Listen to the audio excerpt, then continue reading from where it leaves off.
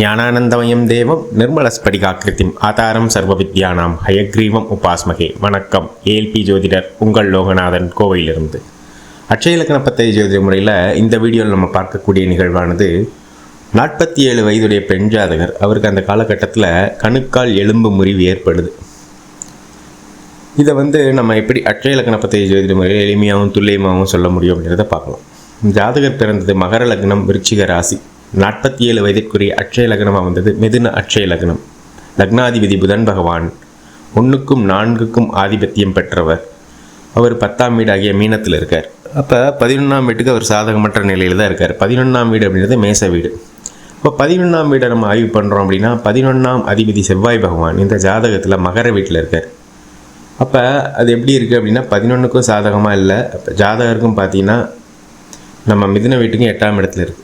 இப்போ இந்த காலகட்டங்கள் இங்கே சாதகமாக இல்லைன்றது நமக்கு தெரியுது.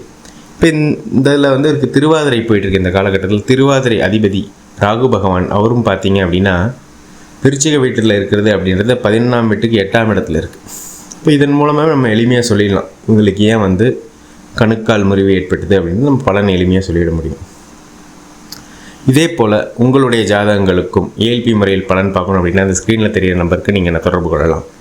இந்த நேரத்தில் அட்சய இலக்கண பத்ததி ஜோதிட முறையை உருவாக்கிய மதிப்புக்குரிய பொதுவுடைமூர்த்தி ஐயா அவர்களுக்கு என்னுடைய மனமார்ந்த நன்றிகள்.